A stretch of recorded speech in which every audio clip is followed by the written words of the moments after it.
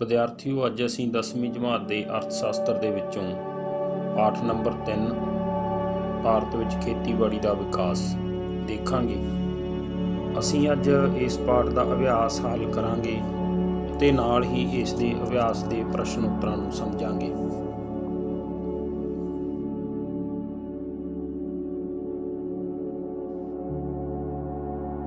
ਪ੍ਰਸ਼ਨ ਨੰਬਰ 1, ਭਾਰਤ ਵਿੱਚ ਖੇਤੀ ਰੁਜ਼ਗਾਰ ਦਾ ਮੁੱਖ ਸਾਧਨ ਹੈ, ਕਿਵੇਂ?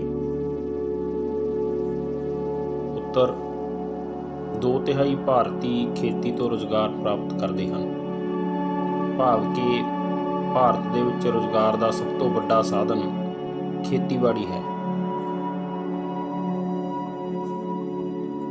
ਪ੍ਰਸ਼ਨ ਨੰਬਰ 2, ਭਾਰਤ ਦੇ ਮੁੱਖ ਭੂਮੀ ਸੁਧਾਰ ਕਿਹੜੇ ਹਨ? ਨੰਬਰ 1, ਜ਼ਿਮੀਂਦਾਰਾ ਪ੍ਰਥਾ ਦਾ ਖਾਤਮਾ। ਭਾਰਤ ਸਰਕਾਰ ਦੁਆਰਾ ਜ਼ਿਮੀਂਦਾਰਾ ਪ੍ਰਥਾ ਦਾ ਖਾਤਮਾ ਕਰ ਦਿੱਤਾ ਗਿਆ ਹੈ। ਆਜ਼ਾਦੀ ਤੋਂ ਬਾਅਦ ਕਿਸਾਨਾਂ ਨੂੰ ਜ਼ਮੀਨਾਂ ਦੇ ਮਾਲਕ ਬਣਾ ਦਿੱਤਾ ਗਿਆ ਹੈ।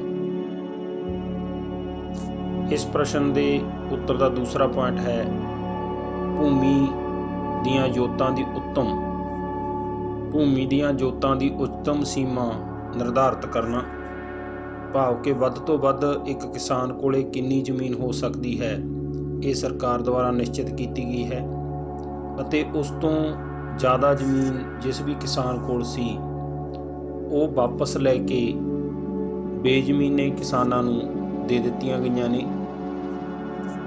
ਤੀਸਰਾ ਭੂਮੀ ਸੁਧਾਰ ਭਾਰਤ ਸਰਕਾਰ ਦੁਆਰਾ ਕੀਤਾ ਗਿਆ ਹੈ ਚੱਕਬੰਦੀ ਜਾਂ ਮੁਰੱਬੇਬੰਦੀ ਦਾ। ਇਸ ਦਾ ਅਰਥ ਹੈ ਕਿ ਕਿਸਾਨਾਂ ਦੇ ਖੇਤ ਜੋ ਇੱਧਰ ਉੱਧਰ ਖਿੰਡੇ ਹੋਏ ਸਨ ਉਹਨਾਂ ਨੂੰ ਉਹਨਾਂ ਦੇ ਬਰਾਬਰ 1 ਜਾਂ 2 ਥਾਂ ਤੇ ਇਕੱਠਾ ਖੇਤ ਦੇ ਦਿੱਤਾ ਗਿਆ ਤੇ ਇਹਨਾਂ ਭੂਮੀ ਸੁਧਾਰਾਂ ਦੇ ਨਾਲ ਭਾਰਤ ਦੇ ਵਿੱਚ ਉਤਪਾਦਨ ਦੇ ਵਿੱਚ ਵੱਡੇ ਪੱਧਰ ਤੇ ਵਾਧਾ ਹੋਇਆ ਹੈ।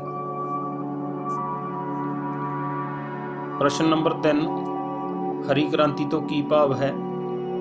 ਇਸ ਦਾ ਉੱਤਰ ਹੈ ਕਣਕ ਅਤੇ ਚਾਵਲ ਦੇ ਉਤਪਾਦਨ ਵਿੱਚ ਹੋਣ ਵਾਲੇ ਵਾਧੇ ਨੂੰ ਹਰੀ ਕ੍ਰਾਂਤੀ ਕਿਹਾ ਜਾਂਦਾ ਹੈ।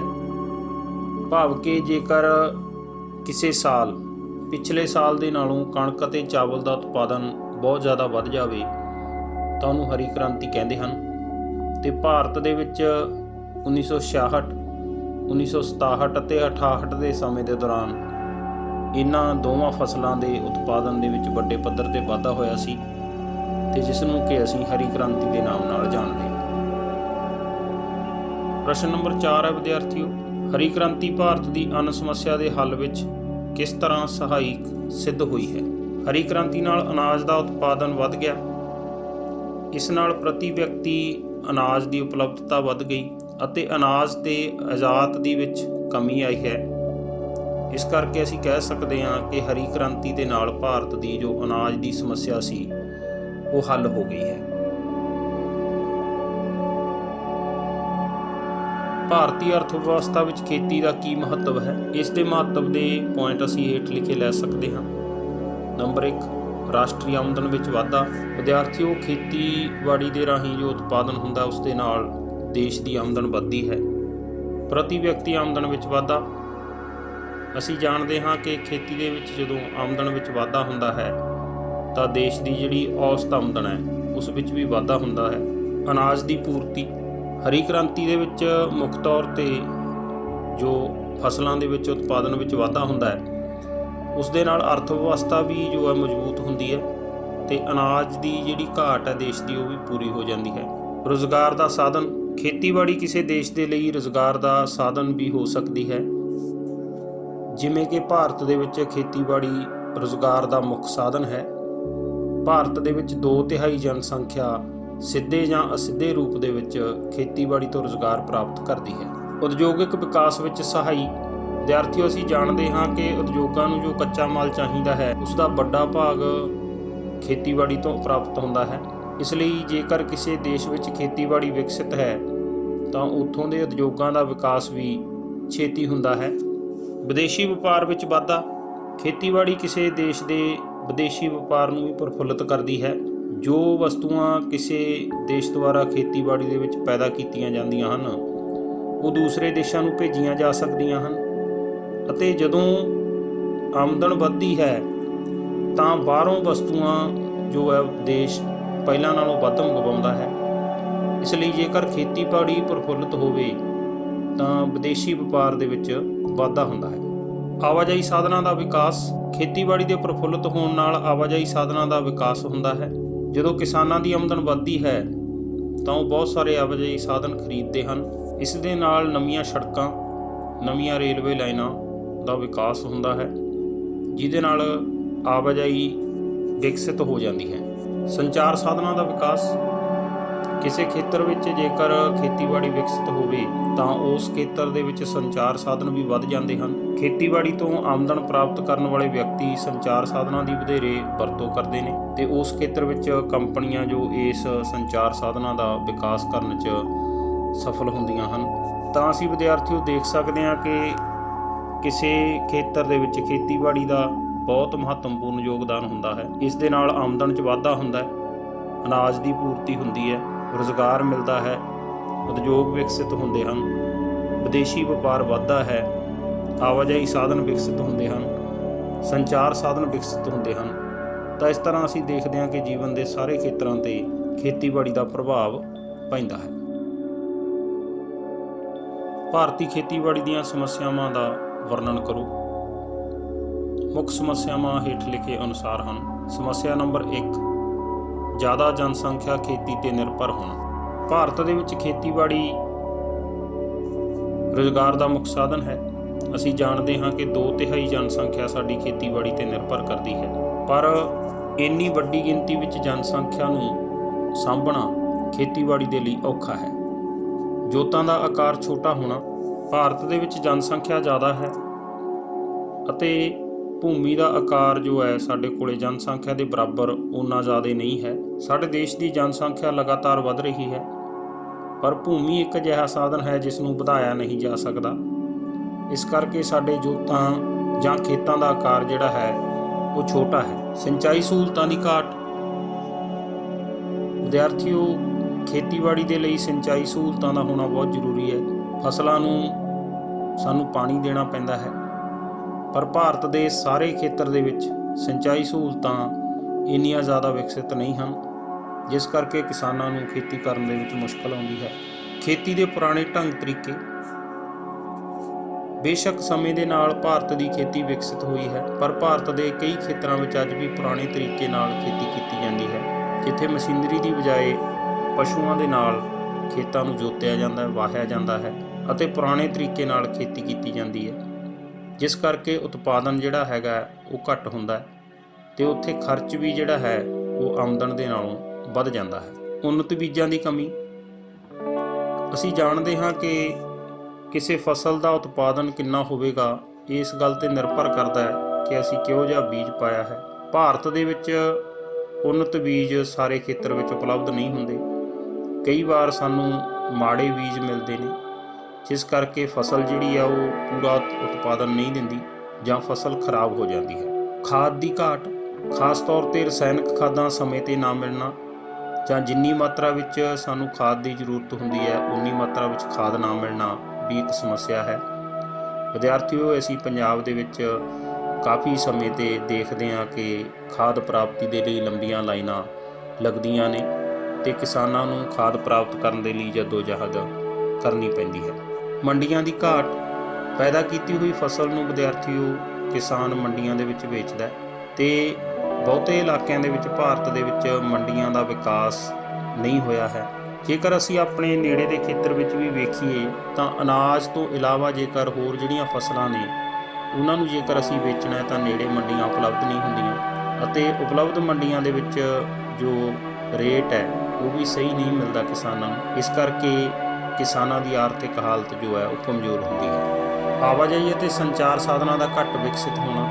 ਬੇਸ਼ੱਕ ਭਾਰਤ ਦੇ ਕੁਝ ਇਲਾਕਿਆਂ ਦੇ ਵਿੱਚ ਆਵਾਜਾਈ ਅਤੇ ਸੰਚਾਰ ਸਾਧਨ ਵਿਕਸਿਤ ਨੇ, ਪਰ ਬਹੁਤੇ ਇਲਾਕੇ ਹਾਲੇ ਵੀ ਅਜਿਹੇ ਨੇ ਜਿੱਥੇ ਆਵਾਜਾਈ ਸਾਧਨ ਵਿਕਸਿਤ ਨਹੀਂ ਹਨ ਅਤੇ ਸੰਚਾਰ ਸਾਧਨ ਵੀ ਪੂਰੀ ਤਰ੍ਹਾਂ ਵਿਕਸਿਤ ਨਹੀਂ ਹੋਏ ਹਨ।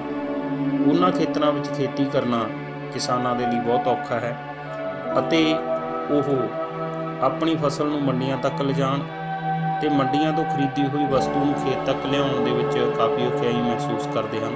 ਸੰਚਾਰ ਸਾਧਨਾਂ ਦੇ ਰਾਹੀਂ ਉਹਨਾਂ ਨੂੰ ਸਹੀ ਜਾਣਕਾਰੀ ਵੀ ਪ੍ਰਾਪਤ ਨਹੀਂ ਹੁੰਦੀ, ਕਿਉਂਕਿ ਉਹਨਾਂ ਦੇ ਖੇਤਰ ਦੇ ਵਿੱਚ ਸੰਚਾਰ ਸਾਧਨ ਪੂਰੀ ਤਰ੍ਹਾਂ ਵਿਕਸਿਤ ਨਹੀਂ ਹੁੰਦੇ। ਬੈਂਕ ਸਹੂਲਤਾਂ ਦੀ ਘਾਟ। ਭਾਰਤ ਦੇ ਕਈ ਖੇਤਰਾਂ ਵਿੱਚ ਬੈਂਕਾਂ ਦੀਆਂ ਸ਼ਾਖਾਵਾਂ ਹਜੇ ਤੱਕ ਨਹੀਂ ਖੁੱਲ੍ਹੀਆਂ, ਜਾਂ ਜਿਨ੍ਹਾਂ ਖੇਤਰਾਂ ਵਿੱਚ ਸ਼ਾਖਾਵਾਂ ਖੁੱਲ੍ਹੀਆਂ ਨੇ ਤਾਂ ਬਾਕੀ ਖੇਤਰਾਂ ਦੀ ਬਜਾਏ ਬੈਂਕਾਂ ਖੇਤੀ ਦੇ ਲਈ ਕਰਜ਼ ਦੇਣ ਦੇ ਸਮੇਂ ਕਤਰਾਉਂਦੀਆਂ ਨੇ। ਇਸ ਲਈ ਕਿਸਾਨਾਂ ਨੂੰ ਸ਼ਾਹੂਕਾਰਾਂ ਤੋਂ ਵੱਧ ਵਿਆਜ ਤੇ ਕਰਜ਼ਾ ਲੈਣਾ ਪੈਂਦਾ ਹੈ। ਸੋ ਵਿਦਿਆਰਥੀਓ, ਜੇ ਅਸੀਂ ਦੇਖੀਏ ਤਾਂ ਭਾਰਤ ਦੀ ਖੇਤੀਬਾੜੀ ਨੂੰ ਬਹੁਤ ਸਾਰੀਆਂ ਮੁਸ਼ਕਲਾਂ ਨੇ, ਜਿਵੇਂ ਕਿ ਅਸੀਂ ਉਕਤ ਪ੍ਰਸ਼ਨ ਦੇ ਉੱਤਰ ਵਿੱਚ ਵੇਖਿਆ ਹੈ ਕਿ ਜਨਸੰਖਿਆ ਸਾਡੀ ਖੇਤੀ ਤੇ ਨਿਰਭਰ ਜ਼ਿਆਦਾ ਹੈ, ਖੇਤਾਂ ਦਾ ਆਕਾਰ ਛੋਟਾ ਹੈ, ਸਿੰਚਾਈ ਸਹੂਲਤਾਂ ਘੱਟ ਹਨ, ਖੇਤੀ ਦਾ ਸਾਡਾ ਢੰਗ ਪੁਰਾਣਾ ਹੈ, ਬੀਜ ਉੱਨਤ ਸਾਨੂੰ ਨਹੀਂ ਮਿਲਦੇ, ਖਾਦਾਂ ਸਮੇਂ ਸਿਰ ਨਹੀਂ ਪ੍ਰਾਪਤ ਹੁੰਦੀਆਂ, ਮੰਡੀਆਂ ਦੀ ਭਾਰਤ ਵਿੱਚ ਘਾਟ ਹੈ, ਆਵਾਜਾਈ ਅਤੇ ਸੰਚਾਰ ਸਾਧਨ ਘੱਟ ਵਿਕਸਿਤ ਹਨ, ਬੈਂਕ ਸਹੂਲਤਾਂ ਦੀ ਘਾਟ ਹੈ। ਇਸ ਤੋਂ ਇਲਾਵਾ ਵੀ ਬਹੁਤ ਸਾਰੇ ਹੋਰ ਪੁਆਇੰਟ ਇਸ ਪ੍ਰਸ਼ਨ ਦੇ ਉੱਤਰ ਵਿੱਚ ਵਿਦਿਆਰਥੀਓ ਤੁਸੀਂ ਐਡ ਕਰ ਸਕਦੇ ਹੋ। ਭਾਰਤੀ ਖੇਤੀ ਦੇ ਵਿਕਾਸ ਵਿੱਚ ਸਰਕਾਰ ਦੇ ਯੋਗਦਾਨ ਦਾ ਵਰਣਨ ਕਰੋ। ਸਰਕਾਰ ਦਾ ਯੋਗਦਾਨ ਹੇਠ ਲਿਖੇ ਅਨੁਸਾਰ ਹੈ। ਪੁਆਇੰਟ ਨੰਬਰ 1, ਭੂਮੀ ਸੁਧਾਰ। ਵਿਦਿਆਰਥੀਓ, ਅਸੀਂ ਇਸ ਤੇ ਪਹਿਲਾਂ ਵੀ ਗੱਲ ਕਰ ਲਈ ਹੈ। ਭਾਰਤ ਸਰਕਾਰ ਨੇ ਬਹੁਤ ਸਾਰੇ ਭੂਮੀ ਸੁਧਾਰ ਕੀਤੇ ਹਨ, ਜਿਨ੍ਹਾਂ ਵਿੱਚ ਮੁੱਖ ਤੌਰ ਤੇ ਜ਼ਿਮੀਂਦਾਰਾ ਪ੍ਰਥਾ ਦਾ ਅੰਤ ਹੈ, ਜੋਤਾਂ ਦੀ ਵੱਧ ਤੋਂ ਵੱਧ ਉੱਚਤਮ ਸੀਮਾ ਨਿਸ਼ਚਿਤ ਕੀਤੀ ਗਈ ਹੈ, ਚੱਕਬੰਦੀ ਜਾਂ ਮੁਰੱਬੇਬੰਦੀ ਕਰਕੇ ਕਿਸਾਨਾਂ ਦੇ ਖੇਤ ਇੱਕ ਜਾਂ ਦੋ ਥਾਂ ਤੇ ਇਕੱਠੇ ਕੀਤੇ ਗਏ ਹਨ। ਪੁਆਇੰਟ ਨੰਬਰ 2, ਸਿੰਚਾਈ ਸਹੂਲਤਾਂ ਦਾ ਵਿਸਤਾਰ।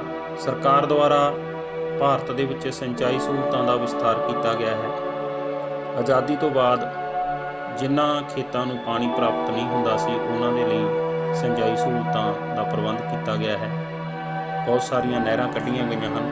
ਕਈ ਜੋ ਪਣ ਬਿਜਲੀ ਦੇ ਬੰਨਾਂ ਦੇ ਪਿੱਛੇ ਇਕੱਠੇ ਕੀਤੇ ਗਏ ਪਾਣੀ ਨਹਿਰਾਂ ਦੇ ਰਾਹੀਂ ਖੇਤਾਂ ਤੱਕ ਪਹੁੰਚਾਏ ਗਏ ਹਨ, ਤੇ ਬਹੁਤ ਰਾਜਾਂ ਦੇ ਵਿੱਚ ਟਿਊਬਵੈੱਲ ਦਾ ਪ੍ਰਬੰਧ ਕੀਤਾ ਗਿਆ ਹੈ, ਅਤੇ ਟਿਊਬਵੈੱਲ ਦੇ ਲਈ ਸਰਕਾਰਾਂ ਮੁਫਤ ਬਿਜਲੀ ਵੀ ਦੇ ਰਹੀਆਂ ਹਨ। ਸਰਕਾਰ ਦੁਆਰਾ ਵੰਡ ਪ੍ਰਣਾਲੀ ਦੇ ਵਿੱਚ ਸੁਧਾਰ।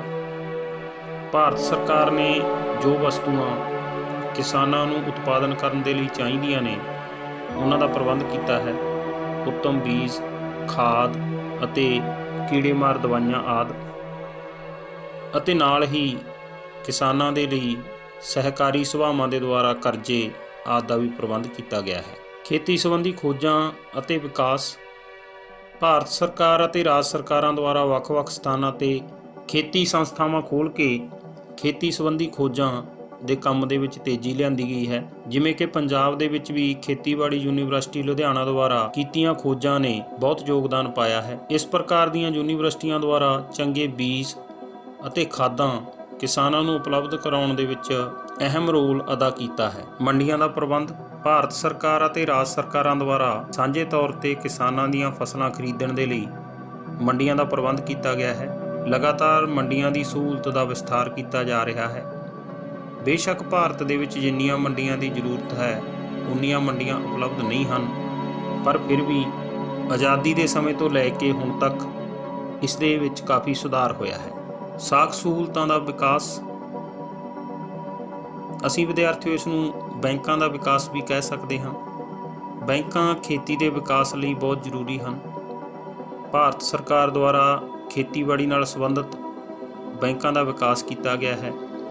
ਸਹਿਕਾਰੀ ਸਭਾਵਾਂ ਦਾ ਵੀ ਵਿਕਾਸ ਕੀਤਾ ਗਿਆ ਹੈ, ਅਤੇ ਨਾਲ ਹੀ ਵਪਾਰਕ ਬੈਂਕਾਂ ਦੁਆਰਾ ਵੀ ਕਿਸਾਨਾਂ ਨੂੰ ਕਰਜ਼ੇ ਦੇਣ ਦਾ ਕੰਮ ਪਹਿਲਾਂ ਤੋਂ ਵੱਧ ਸੌਖੇ ਤਰੀਕੇ ਨਾਲ ਕੀਤਾ ਜਾ ਰਿਹਾ ਹੈ। 5 ਸਾਲਾ ਯੋਜਨਾਵਾਂ ਰਾਹੀਂ ਖਰਚ। ਭਾਰਤ ਸਰਕਾਰ ਨੇ ਵੱਖ-ਵੱਖ ਖੇਤਰਾਂ ਦੇ ਵਿਕਾਸ ਦੇ ਲਈ 5 ਸਾਲਾ ਯੋਜਨਾਵਾਂ ਬਣਾ ਕੇ ਪ੍ਰੋਗਰਾਮ ਲਾਗੂ ਕੀਤੇ ਹਨ। ਇਸ ਦੇ ਵਿੱਚ ਖੇਤੀਬਾੜੀ 'ਤੇ ਵੀ ਧਿਆਨ ਦਿੱਤਾ ਗਿਆ ਹੈ। ਦੇਸ਼ ਦੀਆਂ 5 ਸਾਲਾ ਯੋਜਨਾਵਾਂ ਦੌਰਾਨ ਖੇਤੀ ਵਿਕਾਸ ਲਈ ਲਗਭਗ 23,500 ਕਰੋੜ ਰੁਪਏ ਖਰਚ ਕੀਤੇ ਜਾ ਚੁੱਕੇ ਹਨ, ਜਿਸ ਨਾਲ ਅਨਾਜ ਦਾ ਉਤਪਾਦਨ ਵੱਧ ਕੇ ਪਹਿਲਾਂ ਨਾਲੋਂ ਲਗਭਗ 2 ਗੁਣਾ ਹੋ ਗਿਆ ਹੈ। ਤਾਂ ਵਿਦਿਆਰਥੀਓ, ਅਸੀਂ ਦੇਖਦੇ ਹਾਂ ਕਿ ਭਾਰਤ ਸਰਕਾਰ ਨੇ ਖੇਤੀਬਾੜੀ ਦੇ ਵਿੱਚ ਅਹਿਮ ਯੋਗਦਾਨ ਨਿਭਾਇਆ ਹੈ, ਜਿਸ ਦੇ ਵਿੱਚ ਅਸੀਂ ਮੁੱਖ ਪੁਆਇੰਟ ਲਿਖ ਸਕਦੇ ਹਾਂ।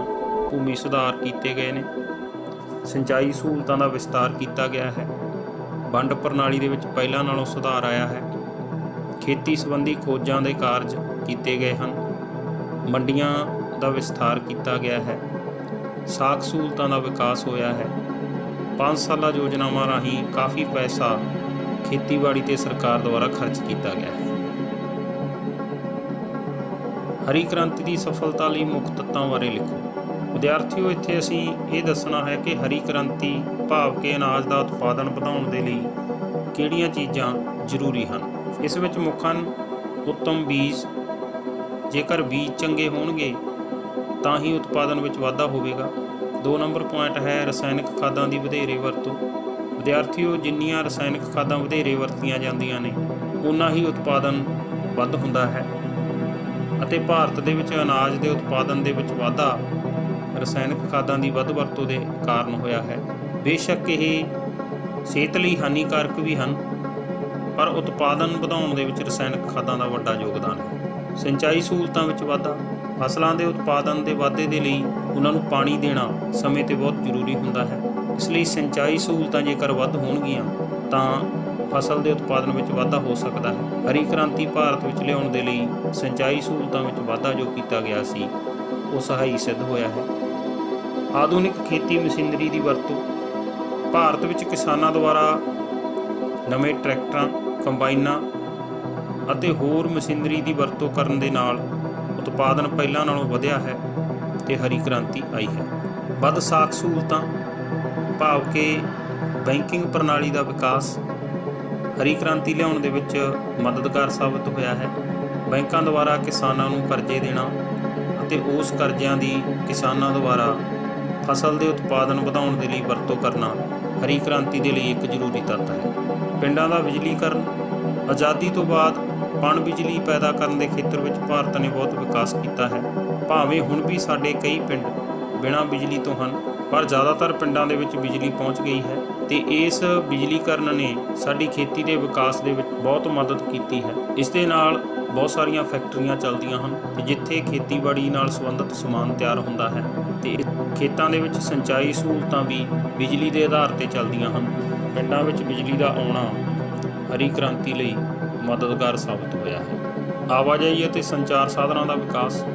ਹਰੀ ਕ੍ਰਾਂਤੀ ਨੂੰ ਲਿਆਉਣ ਦੇ ਲਈ ਆਵਾਜਾਈ ਅਤੇ ਸੰਚਾਰ ਸਾਧਨਾਂ ਨੇ ਬਹੁਤ ਮਦਦ ਕੀਤੀ ਹੈ। ਆਵਾਜਾਈ ਸਾਧਨਾਂ ਦੇ ਨਾਲ ਕਿਸਾਨਾਂ ਨੂੰ ਲੋੜੀਂਦੀਆਂ ਵਸਤੂਆਂ ਖੇਤਾਂ ਤੱਕ ਪਹੁੰਚਾਉਣ ਅਤੇ ਉਤਪਾਦਨ ਨੂੰ ਮੰਡੀਆਂ ਤੱਕ ਪਹੁੰਚਾਉਣ ਵਿੱਚ ਮਦਦ ਮਿਲੀ ਹੈ। ਸੰਚਾਰ ਸਾਧਨਾਂ ਦੇ ਨਾਲ ਕਿਸਾਨ ਸੰਸਾਰ ਦੇ ਨਾਲ ਜੁੜੇ ਹਨ ਅਤੇ ਸੰਸਾਰ ਦੀਆਂ ਮੰਡੀਆਂ ਦੇ ਭਾਅ, ਮੌਸਮ ਆਦਿ ਦੀ ਜਾਣਕਾਰੀ ਉਹਨਾਂ ਨੂੰ ਆਸਾਨੀ ਨਾਲ ਮਿਲਣ ਲੱਗੀ ਹੈ। ਇਸ ਲਈ ਇਹਨਾਂ ਦੋਵਾਂ ਸਾਧਨਾਂ ਨੇ ਵੀ ਹਰੀ ਕ੍ਰਾਂਤੀ ਲਿਆਉਣ ਦੇ ਵਿੱਚ ਕਿਸਾਨਾਂ ਦੀ ਬਹੁਤ ਮਦਦ ਕੀਤੀ ਹੈ। ਮੰਡੀਆਂ ਦਾ ਵਿਕਾਸ। ਵਿਦਿਆਰਥੀਓ, ਪੈਦਾ ਕੀਤੀ ਫਸਲ ਨੂੰ ਚੰਗੇ ਰੇਟ 'ਤੇ ਵੇਚਣਾ ਬਹੁਤ ਜ਼ਰੂਰੀ ਹੈ। ਪੈਦਾ ਕੀਤੀ ਫਸਲ ਨੂੰ ਵਧੀਆ ਰੇਟ 'ਤੇ ਵੇਚ ਕੇ ਹੀ ਕਿਸਾਨ ਸਫਲ ਹੋ ਸਕਦਾ ਹੈ। ਭਾਰਤ ਦੇ ਵਿੱਚ ਆਜ਼ਾਦੀ ਤੋਂ ਬਾਅਦ ਮੰਡੀਆਂ ਦਾ ਲਗਾਤਾਰ ਵਿਕਾਸ ਹੋਇਆ ਹੈ। ਮੰਡੀਆਂ ਦੀ ਗਿਣਤੀ ਲਗਾਤਾਰ ਵਧੀ ਹੈ ਅਤੇ ਮੰਡੀਆਂ ਦੇ ਵਿੱਚ ਸਹੂਲਤਾਂ ਪਹਿਲਾਂ ਨਾਲੋਂ ਵਧੀਆਂ ਹਨ। ਇਸ ਕਰਕੇ ਹਰੀ ਕ੍ਰਾਂਤੀ ਲਿਆਉਣ ਦੇ ਵਿੱਚ ਇਸ ਤੱਤ ਨੇ ਸਹਾਇਤਾ ਕੀਤੀ ਹੈ। ਸੋ ਵਿਦਿਆਰਥੀਓ, ਅਸੀਂ ਦੇਖਦੇ ਹਾਂ ਕਿ ਉੱਨਤ ਬੀਜਾਂ ਦੀ ਪ੍ਰਾਪਤੀ, ਰਸਾਇਣਕ ਖਾਦਾਂ ਦੀ ਵੱਧ ਵਰਤੋਂ, ਸਿੰਚਾਈ ਸਹੂਲਤਾਂ ਦਾ ਵਧਣਾ, ਆਧੁਨਿਕ ਖੇਤੀ ਮਸ਼ੀਨਾਂ ਦਾ ਵਰਤੋਂ, ਵੱਧ ਬੈਂਕਾਂ ਖੁੱਲ੍ਹਣੀਆਂ, ਪਿੰਡਾਂ ਵਿੱਚ ਬਿਜਲੀ ਦਾ ਆਉਣਾ, ਆਵਾਜਾਈ ਅਤੇ ਸੰਚਾਰ ਸਾਧਨਾਂ ਦਾ ਵਧਣਾ ਅਤੇ ਮੰਡੀਆਂ ਦਾ ਵਿਕਾਸ ਹੋਣਾ ਹਰੀ ਕ੍ਰਾਂਤੀ ਲਿਆਉਣ ਦੇ ਲਈ ਜ਼ਰੂਰੀ ਤੱਤ ਹਨ। ਇਸ ਤੋਂ ਇਲਾਵਾ ਵੀ ਕਈ ਤੱਤ ਇਸ ਵਿੱਚ ਲਿਖੇ ਜਾ ਸਕਦੇ ਹਨ। ਸੋ ਵਿਦਿਆਰਥੀਓ, ਅਸੀਂ ਅੱਜ ਇੱਥੇ ਭਾਰਤੀ ਖੇਤੀਬਾੜੀ ਦੇ ਵਿਕਾਸ 'ਤੇ ਚਰਚਾ ਕੀਤੀ ਹੈ। ਉਮੀਦ ਹੈ ਤੁਹਾਨੂੰ ਇਹ ਪ੍ਰਸ਼ਨ ਚੰਗੀ ਤਰ੍ਹਾਂ ਸਮਝ ਆ ਗਏ ਹੋਣਗੇ। ਇਸ ਵੀਡੀਓ ਦੀ ਮਦਦ ਨਾਲ ਤੁਸੀਂ ਇਹਨਾਂ ਨੂੰ ਕਾਪੀ 'ਤੇ ਨੋਟ ਵੀ ਕਰ ਸਕਦੇ ਹੋ ਅਤੇ ਸਮਝ ਕੇ ਚੰਗੀ ਤਰ੍ਹਾਂ ਲੰਬੇ ਸਮੇਂ ਲਈ ਯਾਦ ਵੀ ਰੱਖ ਸਕਦੇ ਹੋ। ਧੰਨਵਾਦ।